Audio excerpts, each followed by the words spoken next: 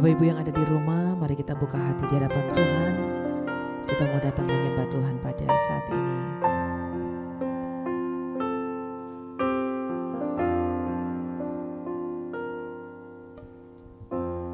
Bapa, Kau mendengar seruan hatiku, tak pernah Kau lepaskan dari kasih-Mu.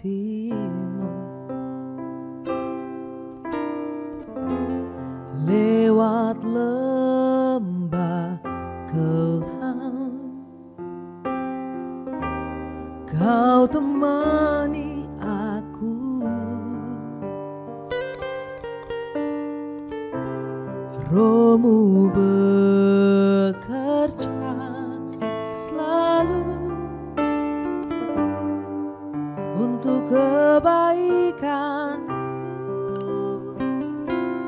mengalir kuasa dari tempat maha tinggi.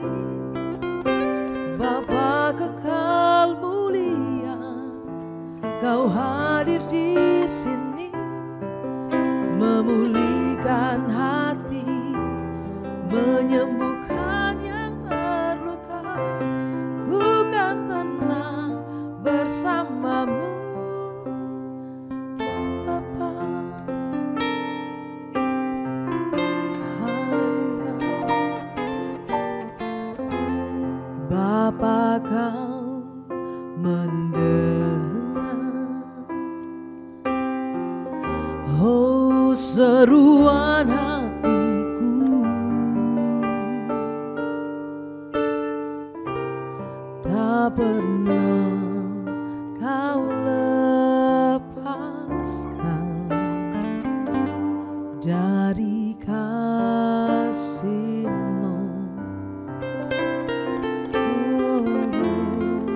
Lewat lembah kelam, Kau temani aku. Roh-Mu bekerja selalu untuk kebaikan, mengalir kuasa dari tempat maha tinggi.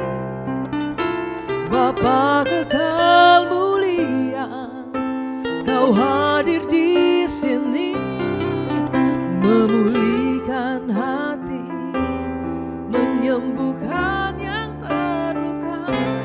Ku kan tenang bersama-Mu, Bapa.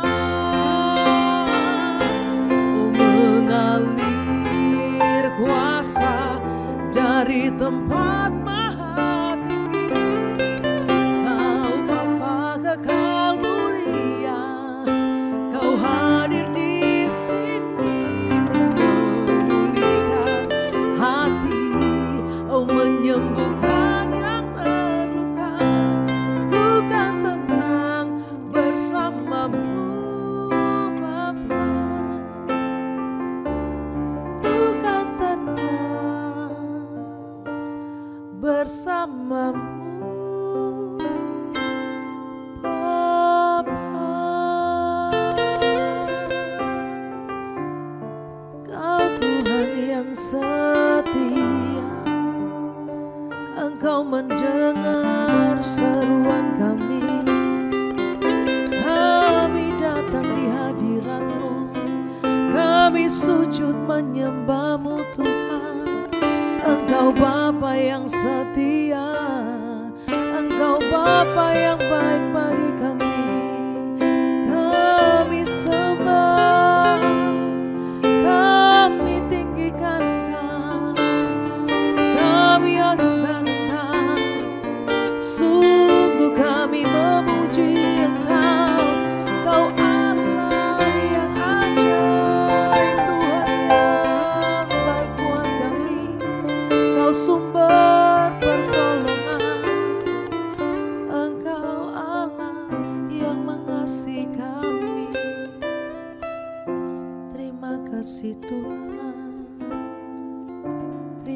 kasih Tuhan, segala pujian syukur hanya bagi-Mu Tuhan.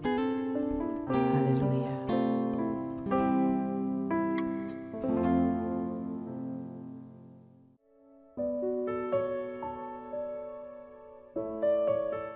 Shalom Bapak Ibu Saudara-saudara sekalian.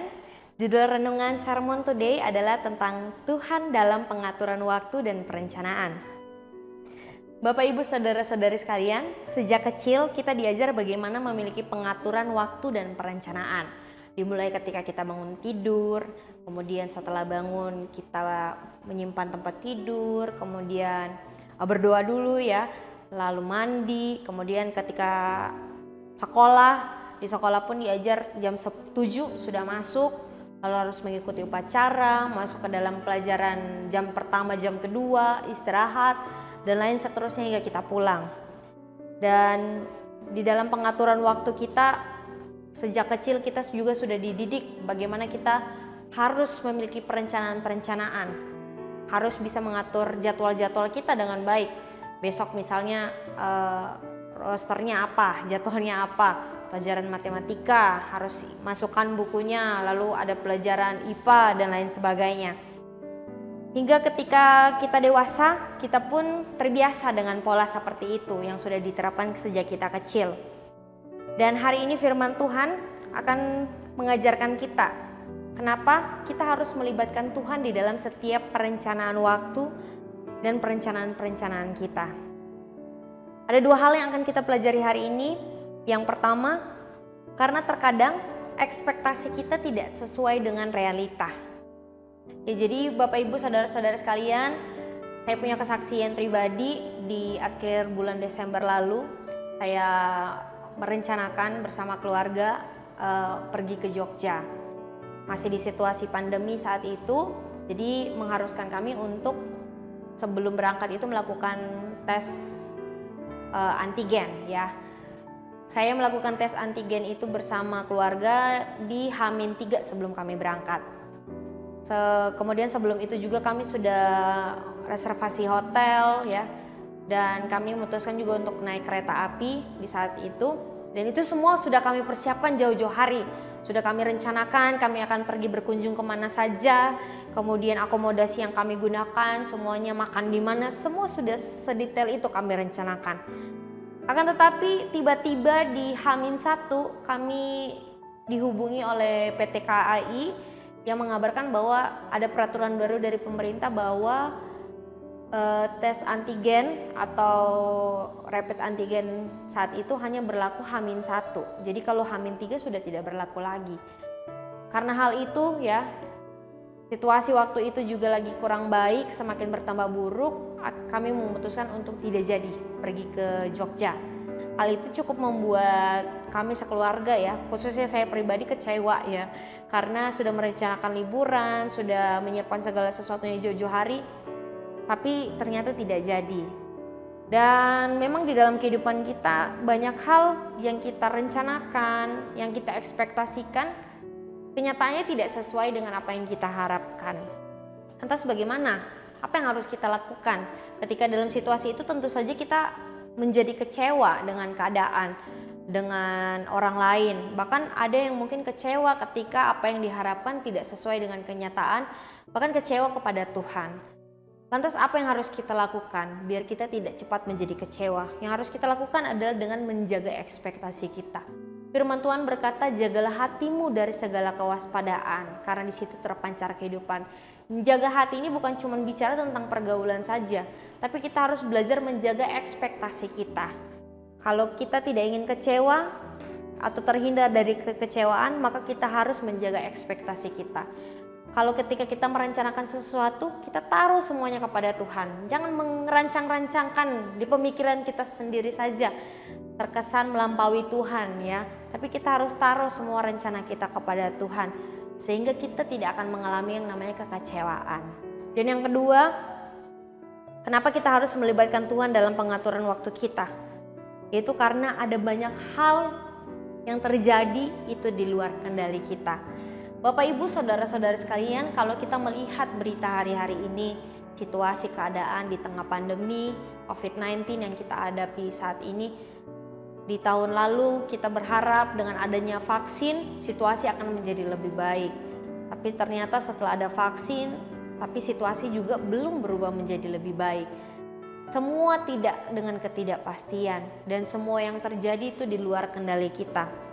Yakobus 4 ayat 13 sampai 15 berkata, "Jadi sekarang, hai kamu yang berkata, hari ini atau besok kami akan berangkat ke kota Anu dan di sana kami akan tinggal setahun dan berdagang serta mendapat untung. Sedang kamu tidak tahu apa yang akan terjadi esok. Apakah arti hidupmu? Hidupmu itu sama seperti uap yang sebentar saja kelihatan lalu lenyap."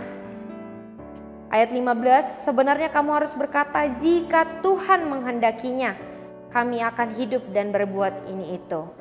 Kita terkadang berpikir bahwa kita bisa mengendalikan segalanya. Ya, seperti yang saya kisahkan tadi. Saya berpikir saya bisa ketika saya atur waktu, pesan tiket ini itu, semua akan berjalan seperti yang dimau. Tapi ternyata kita lupa sebagai manusia, kita ini sangat-sangat terbatas oleh ruang dan waktu. Ada beberapa hal yang kita tidak bisa kendalikan, khususnya waktu, ya, waktu hidup seseorang, waktu kematian seseorang. Kita tidak bisa mengendalikan itu. Hari ini kita mungkin bisa bertemu dengan orang kekasih kita, tapi besok-besok tidak ada yang tahu, kita mungkin bisa kehilangan mereka.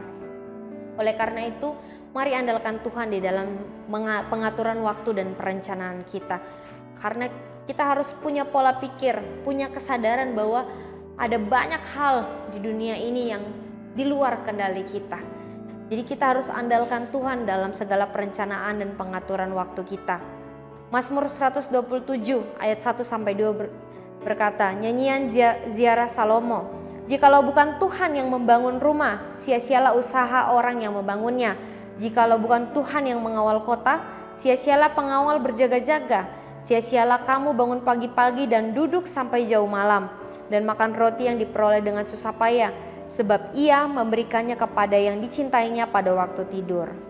Ya, Bapak Ibu, saudara-saudara sekalian, di hari-hari ini, di tengah situasi yang tidak pasti, di tengah keadaan yang mungkin tidak sesuai dengan yang kita harapkan, yang kita inginkan, firman Tuhan mengingatkan kita hari ini bagaimana kita harus belajar menaruh ekspektasi kita kepada Tuhan, dan juga kita belajar bagaimana kita harus mengandalkan Tuhan dalam kehidupan kita.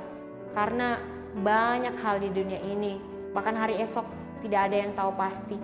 Kita tidak tahu, kita tidak bisa memegang kendali bahkan untuk hidup kita sendiri. Oleh karena itu mari kita taruh hidup kita kepada Tuhan. Biar Tuhan yang menjaga kita, biar Tuhan yang menolong kita. Dan ketika kita sudah mengandalkan Tuhan di dalam kehidupan kita, biar Tuhan yang bercara bagi hidup kita. Amin buat kebenaran firman Tuhan. Mari kita satu di dalam doa. Bapa yang baik, terima kasih Tuhan buat kebaikan-Mu dalam hidup kami. Firman-Mu mengingatkan kami bahwa waktu kami, segala rencana kami pun milik-Mu Tuhan.